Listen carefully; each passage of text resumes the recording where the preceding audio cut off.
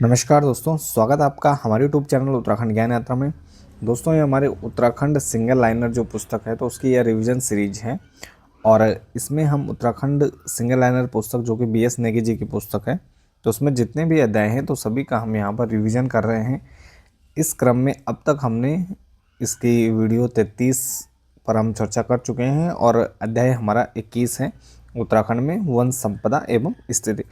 इसका यह भाग 2 है और इसमें हम उत्तराखंड में वन एवं वनों के प्रकार व अन्य तथा उत्तराखंड की प्रमुख औषधियाँ और उत्तराखंड में वन आंदोलनों के बारे में चर्चा करने वाले हैं। तो चलिए प्रारंभ करते हैं। सबसे पहले हम उत्तराखंड में वन एवं वनों के प्रकार व अन्य चीज़ों के बारे में चर्चा करने वाले हैं। इससे पहले हमने ये उत्तराखंड वन विकास निगम अंतिम जो टॉपिक था हमारा, इसको हम पढ़ चुके हैं। तो उत्तराखंड में वनों की अगर हम बात करें तो पहला जो हमारा वन है या वनों के प्रकार हैं तो यह है उपोष्ण कटिबंधीय वन। 750 से 1200 मीटर की ऊंचाई पर पाए जाते हैं। कई बार यहाँ पर डायरेक्ट क्वेश्चन बन जाते हैं, कौन सा वन कितनी ऊंचाई पर पाए जाते हैं। तो उपोष्ण कटिबंधीय वन क्या है, 750 से 1200 मीटर की औसत ऊंचाई पर ये पाए जाते हैं। राज्य के पर्वतीय क्षेत्रों में 1200 मीटर तक की ऊंचाई पर ये पाए जाते हैं, जबकि जो निचले क्षेत्र हैं तो वहाँ पर 750 मीटर तक ये देखने को मिलते हैं। उपोष्ण कटिबंधीय वनों का प्रमुख वृक्ष कौन सा है, साल है। और इसके अलावा यहाँ पर हल्दू, बांस, खैर और सेमल आदि वृक्ष इस प्रकार के जो वन हैं उपोष्ण कटिबंधीय वन तो यहाँ पर पाए जाते हैं। डायरेक्ट क्वेश्चन बनता है उपोष्ण कटिबंधीय वन की मतलब औसत ऊंचाई या कहाँ से कहाँ तक ये पाए जाते हैं, कितने मीटर की ऊंचाई तक पाए जाते हैं, 750 से 1200। इस वनों का प्रमुख वृक्ष कौन सा है, तो साल या प्रमुख वृक्ष है। इसके बाद दूसरा हमारा उष्ण कटिबंधीय शुष्क वन। तो 1500 मीटर से कम ऊंचाई में कम वर्षा वाले स्थानों में पाए जाते हैं। तो 1500 मीटर से जो कम ऊंचाई वाले कम वर्षा वाले स्थान है जहाँ पर वर्षा कम होती है तो यहाँ पर क्या पाए जाते हैं, उष्ण कटिबंधीय शुष्क वन पाए जाते हैं, जिनमें प्रमुख ढाक व जामुन के वृक्ष आदि हैं। इसके बाद तीसरा है हमारा उष्ण कटिबंधीय आर्द्र पतझड़ वन। तो इन वनों को क्या कहते हैं, हम मानसूनी वन भी कहते हैं। और ऐसे वन क्या है, शिवालिक एवं दून घाटियों में पाए जाते हैं, जहाँ पर क्या होती है, वर्षा अधिक होती है। इनका प्रमुख जो वृक्ष हैं तो सागौन, साल और सहतूत आदि के वृक्ष इनमें पाए जाते हैं। इसके बाद है कोणधारी वन। तो 900 से 1800 मीटर की ऊंचाई पर पाए जाते हैं कोणधारी वन। और इन वनों की जो विशेषताएं होती हैं कि इनकी जो पत्तियां हैं वह नुकीली होती हैं। कोणधारी वनों का प्रमुख जो वृक्ष है वह कौन है, चीड़ या पाइन है। और इस प्रकार के वनों में हमें शुष्कता देखने को मिलती है। 900 से 1800 मीटर की ऊंचाई तक ये पाए जाते हैं। चिलगोजा, पिरुल व लीशा आदि क्या है, पाइन या चीड़ के वृक्ष से प्राप्त किए जाते हैं। इसके बाद नेक्स्ट हमारे जो वन है पर्वतीय शीतोष्ण वन। तो पर्वतीय शीतोष्ण वन 1800 से 2700 मीटर की ऊंचाई तक मिलते हैं। 1800 से 2700 पर्वतीय शीतोष्ण वन। और इनमें प्रमुख वृक्ष कौन सा है, ओक, सिल्वर, स्प्रूस और देवदार। तो ये प्रमुख जो वृक्ष हैं किसके अंतर्गत आते हैं, पर्वतीय शीतोष्ण वन के अंतर्गत आते हैं। इसके बाद राज्य में ओक की 3 प्रजातियां पाई जाती हैं, जिसमें बांज, मोरू या खरसू है। तो 3 प्रकार की प्रमुख हमें जो यहाँ पर प्रजातियां हैं वह देखने को मिलते हैं, बांज, मोरू और खरसू। इसके बाद है अल्पाइन वन। तो अल्पाइन वन 2700 मीटर से अधिक ऊंचाई पर ये पाए जाते हैं। इनमें प्रमुख जो वृक्ष हैं देवदार, बुरांस और बर्च यहाँ पर पाए जाते हैं। तो ये यहाँ पर 2700 मीटर की ऊंचाई से अधिक ऊंचाई पर पाए जाने वाले वन क्या कहलाते हैं, अल्पाइन वन कहलाते हैं। इसके बाद अल्पाइन झाड़ियाँ हैं। तो 3000 से 3600 मीटर की ऊंचाई पर ये पाए जाते हैं, जिसमें विलो, जूनिपर और रिप्स क्या है, ये प्रमुख झाड़ियाँ हैं 3000 से अधिक ऊंचाई पर और 3600 से निचले क्षेत्र में। इसके बाद ऊंचाई के क्रम में अगर हम बढ़ते हुए यहाँ पर वनों के प्रमुख वृक्षों को लगाएं तो यह यूकेटर प्रश्न के द्वारा यह प्रश्न पूछा जा चुका है पहले, जिसमें सागौन सबसे पहले, उसके बाद साल, फिर चीड़, फिर देवदार और फिर भोजपत्र है। तो यह क्रम है। अगर हम इसको उल्टे क्रम में देखें तो भोजपत्र, देवदार, चीड़, साल और सागौन। तो ये भी काफ़ी महत्वपूर्ण है। भोजपत्र राज्य में हिमालयी क्षेत्र में यह पाया जाता है और इसे बर्च भी कहते हैं। तो भोजपत्र जो वृक्ष है तो हिमालयी क्षेत्र में होता है और बर्च भी से कहा जाता है। राज्य में बांज वृक्ष की बात करें तो प्रमुख वृक्ष है राज्य का, उत्तराखंड का वरदान भी इसे कहा जाता है। और विश्व में इसकी 40 प्रजातियां पाई जाती हैं। और उत्तराखंड की अगर हम बात करें तो यहाँ पर हमारे उत्तराखंड में 5 प्रजातियां इसकी पाई जाती हैं। बांज क्या है? एक शीतोष्ण कटिबंधीय वृक्ष है और बांज वृक्ष को राज्य में शिव की जटा भी कहा जाता है। तो राज्य की नदियों को यह अपने में समेटे हुए हैं। और इसका जो वैज्ञानिक नाम है कोरकस ल्यूकोटाइकोफोरा। तो ल्यूकोटाइकोफोरा इसका क्या है? वैज्ञानिक नाम है। और सफ़ेद बांज पर्यावरण की सुरक्षा व जनमानस की दृष्टि से काफ़ी महत्वपूर्ण है। बांज ओक को पहाड़ का हरा सोना इसे कहते हैं। ईंधन के रूप में बांज की लकड़ी को सर्वोत्तम माना जाता है। बांज की लकड़ी का उपयोग विभिन्न कृषि औजारों जैसे कुदाल, दरांती, हल्के नशूड़े, पाटा, डनियाली आदि के निर्माण में किया जाता है। तो काफ़ी महत्वपूर्ण वृक्ष है। इसकी जल धारण क्षमता काफ़ी अधिक होती है। उत्तराखंड का वरदान भी कहते हैं। 5 प्रजातियाँ उत्तराखंड में और 40 प्रजातियाँ संपूर्ण विश्व में इसकी पाई जाती हैं। शीतोष्ण कटिबंधीय वृक्ष है, शिव की जटा भी कहते हैं। राज्य की नदियों को अपने में समेटे, यानी इसमें जल धारण क्षमता है। और वैज्ञानिक नाम पूछा जा सकता है कोरकस ल्यूकोटाइकोफोरा है। और सफ़ेद बांज क्या है? पर्यावरण की दृष्टि से काफ़ी महत्वपूर्ण वृक्ष होता है। इसे पहाड़ का हरा सोना भी कहते हैं। इसके अलावा उत्तराखंड में अन्य कुछ प्रमुख वृक्ष हैं, जिसमें राज्य में जो चीड़ वृक्ष है, तो चीड़ वृक्ष से तारपीन का तेल व खैर वृक्ष से कत्था बनाया जाता है। इसके अलावा राज्य में विलो की लकड़ी से क्रिकेट के यहाँ पर जो बैट है, बल्ले हैं, वो बनाए जाते हैं। भोजपत्र के तने से कागज़ बनाए जाते हैं। देवदार वृक्ष से सुगंधित तेल व फर्नीचर आदि बनाए जाते हैं। बुरांस व ढाक के फूलों से रंग व स्प्रूस के वृक्ष से पैकिंग डिब्बों का निर्माण किया जाता है। व मोष्टा हस्तशिल्प बनाने के लिए क्या है? रिंगाल का प्रयोग होता है। तो ये कुछ प्रमुख वृक्ष हैं जिनसे महत्वपूर्ण चीज़ों का यहाँ पर निर्माण किया जाता है। और उत्तराखंड के प्रमुख पर्वतीय वृक्षों का वैज्ञानिक नाम, तो कई बार वैज्ञानिक नाम भी पूछे जा सकते हैं। काफल को माइरिका एस्कुलेटा काफल का वैज्ञानिक नाम है। चीड़ की बात करें पाइनस रॉक्सबर्गाई। बांज की बात करें कोरकस ल्यूकोटाइकोफोरा। देवदार की बात करें सिड्रस देवदारा। साल की बात करें तो सौरिया रोबास्टा, इसका वैज्ञानिक नाम है रिंगाल का। किमोनो बमोसा फैलकाटा, इसका क्या है? रिंगाल का वैज्ञानिक नाम है। भांग कैनाबिस सैटिवा। किलमोड़ा का बर्विस अरिस्टटाटा। बेडू की बात करें फाइकस पाल्माटा। बिच्छू घास की बात करें आर्टिका डायोका।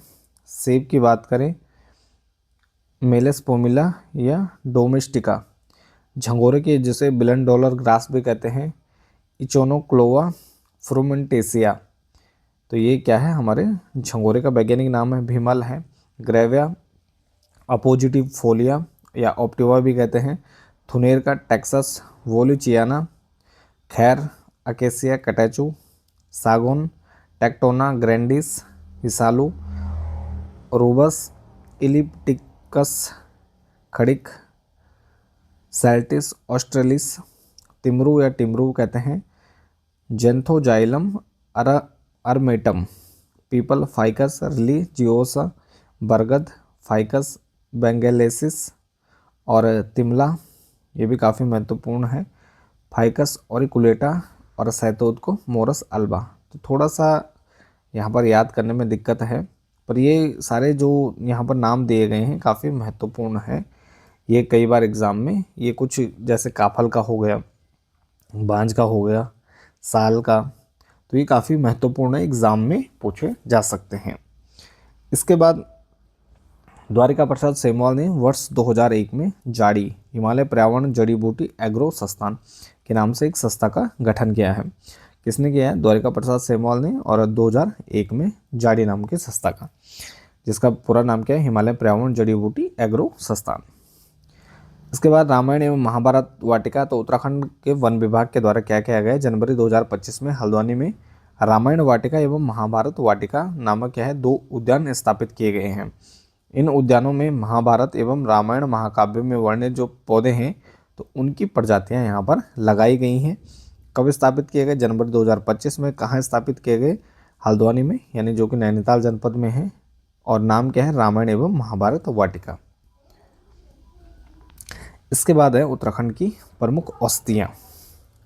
वन प्रबंधन अधिनियम 1982 के तहत राज्य की 114 जो जड़ी बूटियां हैं उनको यहाँ पर प्रतिबंधित किया गया है। भारतीय आयात प्राधिकरण ने 44 पौधों के आयात पर प्रतिबंध लगा रखा है। साथ ही उत्तराखंड में लगभग क्या है हमें 500 प्रकार की जड़ी बूटियां देखने को मिलती हैं। राज्य में जड़ी बूटियों के विकास के लिए मुख्यमंत्री की अध्यक्षता में औषधीय पादप बोर्ड का गठन 14 अगस्त 2002 को 14 अगस्त 2002 को औषधीय पादप बोर्ड का गठन किया गया है। किसकी अध्यक्षता में? मुख्यमंत्री की अध्यक्षता में। और सगंध पादप कृषिकरण, प्रसंस्करण एवं विपणन के लिए जड़ी बूटी एवं शोध एवं संस्थान। तो जड़ी बूटी शोध एवं संस्थान के अंतर्गत क्या है? स्वतंत्र इकाई के रूप में सगंध पादप केंद्र सेलाकुई देहरादून में है की स्थापना की गई है। किसके लिए? कृषिकरण के लिए, प्रसंस्करण के लिए और विपणन के लिए जड़ी बूटी शोध एवं संस्थान के अंतर्गत सगंध पादप केंद्र सेलाकुई की स्थापना की गई है देहरादून में। महाकवि कालिदास ने हिमालय को क्या है? औषधि प्रस्थ अर्थात औषधियों का भंडार कहा है। किसने कहा है? महाकवि कालिदास ने। औषधीय वनस्पतियों के संदर्भ में उल्लेख पाया जाता है कि हिमालय का गंधमादन पर्वत, जिसकी पहचान पश्चिमी धौलाघाटी के द्रोणागिरी पर्वत से की जाती है, यहाँ से लेकर मानसरोवर तक संपूर्ण क्षेत्र क्या है? औषधि कारणी कहलाता था, यानी औषधि का भंडार कहलाता था। चरक संहिता में उत्तराखंड को क्या कहा गया है? वानस्पतिक बगीचा कहा गया है, यानी बोटैनिकल गार्डन कहा गया है। एवं हिमालय को क्या कहा गया? हिमवंत औषध भूमिनाम कहा गया है। तो चरक संहिता में उत्तराखंड को वानस्पतिक बगीचा और हिमालय को हिमवंत औषध भूमिनाम के नाम से संबोधित किया गया है। इसके बाद राज्य में धुनेर पौधे से कैंसर के इलाज में प्रयुक्त टैक्सोल नामक यहाँ पर रसायन प्राप्त किया जाता है। किसके पौधे से? धुनेर पौधे से। बायोडीजल बनाने के लिए जट्रोफा या रतनजोत वृक्ष है, तो यह उपयुक्त माना जाता है। ब्राह्मी बुद्धिवर्धक या शाक है जो कि हरिद्वार के क्षेत्र में प्रचुर मात्रा में यह पाया जाता है। अमेस है, तो अमेस नामक पौधे का प्रयोग क्या है? पहाड़ी क्षेत्रों में टमाटर के रूप में किया जाता है। इसे हिप्पोपी भी कहते हैं और इसका उपयोग दवा से लेकर सौंदर्य प्रसाधन में, साथ ही टॉनिक बनाने में भी किया जाता है। तो गाँव में मुख्यतः यहाँ पर टमाटर के विकल्प के रूप में प्रयोग किया जाता है और स्थानीय लोगों द्वारा इसको फलों का उपयोग चटनी बनाने व टमाटर के विकल्प के रूप में किया जाता है। अब इसका व्यावसायिक उपयोग भी यहाँ पर सरकार के द्वारा प्रारंभ किया जा रहा है। इसके बाद है किल्मोड़ा पौधे का प्रयोग आंखों के उपचार में किया जाता है। किसके पौधे का? किल्मोड़ा का, जिसे दारू हरिद्रिका या जरिस्क भी कहा जाता है। स्थानीय भाषा में से किनगोड़ा कहते हैं। भैंकल पौधे के बीच से तेल निकालकर गठिया रोग का उपचार के रूप में प्रयोग किया जाता है। इसके बाद कंडाली या बिच्छू घास की पत्तियों का प्रयोग सब्जी के रूप में भी किया जाता है। साथ ही यह क्या है? यूरोपीय मूल का पौधा है जिसे छूने से शरीर में जलन होती है। इसके बाद मरोड़ फलित जड़ी बूटी का प्रयोग सर्प विष उतारने के लिए किया जाता है। झूला वनस्पति का प्रयोग सांभर, गरम मसाला व हवन सामग्री बनाने के लिए किया जाता है। राज्य में प्रथम ग्रेड का जो झूला है वह फ्रांस को निर्यात किया जाता है। इसका नेक्स्ट जो जड़ी बूटी है घिंगारू कटीला पौधा होता है, फल को खाया जाता है और पूरा पौधा हृदय रोग के लिए लाभदायक होता है। कंडाली और बिच्छू घास पौधे में क्या होता है? विटामिन होता है, खनिज लवण प्रचुर मात्रा में होते हैं, या एनीमिया रोग का नाशक भी होता है, खून की कमी के लिए काफ़ी महत्वपूर्ण होता है। मम्मीरा कहते हैं पीली जड़ी को, इसकी जड़ों से सुरमा आँखों के लिए बनाया बहुत उपयोगी होता है। बाजार में इसे मम्मीरा गांठ के नाम से बेचा जाता है। जिरेनियम है, अफ्रीकी मूल का यह पौधा है और इसका प्रयोग क्या है? सुगंधित इत्र व सौंदर्य प्रसाधन के लिए किया जाता है। सिकाकाई 2500 मीटर की ऊंचाई तक यह बहुत मात्रा में पाया जाता है। इसके पक्के फलों को आयुर्वेदिक शैम्पू बनाने में प्रयोग किया जाता है, सिकाकाई। इसके बाद है भीमल। तो भीमल की छोटी टहनियों से रस्सी व कोमल शाखाओं को कोटकर यहाँ पर शैम्पू के रूप में प्रयोग किया जाता है। कड़ी सहतीर अतीस है, इसका मूल कंद उपयोगी होता है। इसका स्वाद क्या है? तिक्त व पाचन में सहायक होता है। जीर्ण ज्वर, उदर कृमि नाशक होता है व क्षुधा नाश में यह क्या होता है? उपयोगी होता है। इंद्र जटा है, वातत पतहर, प्रमेय, श्वेत प्रदर, सिफिलिस आदि में उपयोगी होता है विभिन्न बीमारियों में। कड़वी है, कुणजू है, यह एक सुगंधित पौधा होता है जिसके पत्तियों को कूटकर फोड़े फुंसी और घाव से होने वाले रक्तस्राव में को रोकने के लिए क्या है? प्रयोग किया जाता है। चोरू है, उदर संबंधी व्याधि व गठिया उपयोग में या महत्वपूर्ण होता है। तो इसके अलावा यहाँ पर जटामासी है, टिमुर है, वज्रदंती है। इसके बाद नेक्स्ट महत्वपूर्ण है यार सागुम्बा, और उच्च हिमालय क्षेत्र में यह उगने वाली क्या है, अद्भुत औषधि है जिसे कीड़ा जड़ी भी कहते हैं। इस जड़ी का वानस्पतिक नाम क्या है, कार्डिपस साइनोसिस है, और यह काफ़ी महत्वपूर्ण है। हिमालय में 2500 मीटर से 5000 मीटर की ऊंचाई तक यह पाई जाती हैं, और यह कैंसर, HIV, TB जैसे घातक रोगों के अवरोधक एवं यौन शक्ति की वर्धक मानी जाती है। यार साप गुम्बा एक तिब्बती शब्द है जिसमें यारसा का अर्थ है सर्दियों का कीड़ा और गुम्बा का अर्थ है गर्मियों का पौधा। तो इसे मुख्यतः यहाँ पर उत्तराखंड में कीड़ा जड़ी के नाम से जाना जाता है। तो इस प्रकार कुछ अन्य जो प्रमुख औषधियाँ हैं जो उत्तराखंड के क्षेत्र में यहाँ पर पाई जाती हैं, जिसमें चिरायता, गुलमस, दारू, हल्दी, कचोर, तिमुर, पाषाण बेद, हड़जोइन, घन्याई, गिलोय, वन ककड़ी, निर्बीज, मजीट, तो आदि काफ़ी यहाँ पर महत्वपूर्ण है। इसके बाद नेक्स्ट है भिटारा। भिटारा जिसे धुप्पी भी कहते हैं, सुरही वर्ग का यह वनस्पति है और हिमालय क्षेत्रों में नीतिमाणा आदि में 12 से 13,000 फीट की ऊंचाई पर पाया जाता है। इसका प्रयोग क्या धूप, अगरबत्ती आदि बनाने में किया जाता है। किसका, भिटारा का। भुजलीसा है, एक प्रकार की गोंद होती है और जिसे भोजपत्र के तने से निकाली जाती है और औषधि रूप में प्रयोग किया जाता है। तो ये कुछ प्रमुख औषधियाँ हैं। इसके बाद राज्य में औषधीय वनोत्पाद की शोध संस्थाएं हैं। कौन कौन सी हैं, तो सबसे पहले है उच्च स्तरीय पौध शोध संस्थान। उच्च स्तरीय पौध शोध संस्थान कहाँ है, या श्रीनगर में है जो कि पौड़ी गढ़वाल में है। जड़ी बूटी शोध एवं विकास संस्थान, तो ये हमारा है गोपेश्वर में। तो दोनों अपने ध्यान रखने, उच्च स्तरीय पौध शोध संस्थान कहाँ है, श्रीनगर पौड़ी में है। जड़ी बूटी शोध एवं विकास संस्थान कहाँ है, गोपेश्वर चमोली में है। औषधीय एवं सुगंधित पौध संस्थान सीमैप, तो यह पंतनगर में है। रसायन विभाग एवं वनस्पति विभाग कुमाऊं विश्वविद्यालय नैनीताल में। फिर इसी प्रकार से रसायन विभाग एवं वनस्पति विभाग या श्रीनगर में गए हैं, पौड़ी गढ़वाल में। फिर उसके बाद वन अनुसंधान संस्थान, तो ये देहरादून में है। और जीबी पंत हिमालय पर्यावरण एवं विकास संस्थान ये कटारमल अल्मोड़ा में है। इसके बाद उत्तराखंड में वन काफ़ी महत्वपूर्ण है और वनों को लेके यहाँ पर काफ़ी आंदोलन भी हुए हैं। तो उत्तराखंड में वन आंदोलनों की बात करें तो सबसे जो पहला नाम आता है यहाँ पर चिपको आंदोलन। तो उत्तराखंड में चिपको आंदोलन गौरा देवी जी के नेतृत्व में 1974 ईस्वी में चमोली जनपद से शुरू होता है। गौरा देवी के पति का नाम क्या था, मेहरबान सिंह था। तो 1974 में चिपको आंदोलन यहाँ पर प्रारंभ होता है। गौरा देवी को 1986 में इंदिरा गांधी वृक्ष मित्र पुरस्कार दिया गया, 1986। तो ये तिथियाँ काफ़ी महत्वपूर्ण हैं। 1974 में आंदोलन प्रारंभ होता है और 86 में इन्हें इंदिरा गांधी वृक्ष मित्र पुरस्कार से सम्मानित किया जाता है। इस आंदोलन की एक जीवित सदस्य बाली देवी के अनुसार 26 मार्च 1974 को जब जंगल काटने के लिए मजदूर व वन कर्मी रैणी स्थित ऋषि गंगा के आसपास देवदार के जंगल काटने पहुंचे हैं, तो उसी गांव के गौरा देवी, लीलामती, उमा देवी, गुमती देवी, गोमा देवी, परशा देवी, मूसी देवी, हरकी देवी, तिलाड़ी देवी, संग्रामी देवी व गौरा देवी स्वयं समेत क्या है 27 महिलाएं घटनास्थल पर पहुंचती हैं और मजदूरों को पेड़ न काटने से रोकती हैं। चिपको आंदोलन साइमन स्पोर्ट्स गुड्स फैक्ट्री की प्रतिक्रिया के रूप में यह प्रारंभ होता है और इसका उद्देश्य वनों के अवैध एवं अंधाधुंध कटाई पर क्या है रोक लगाना था।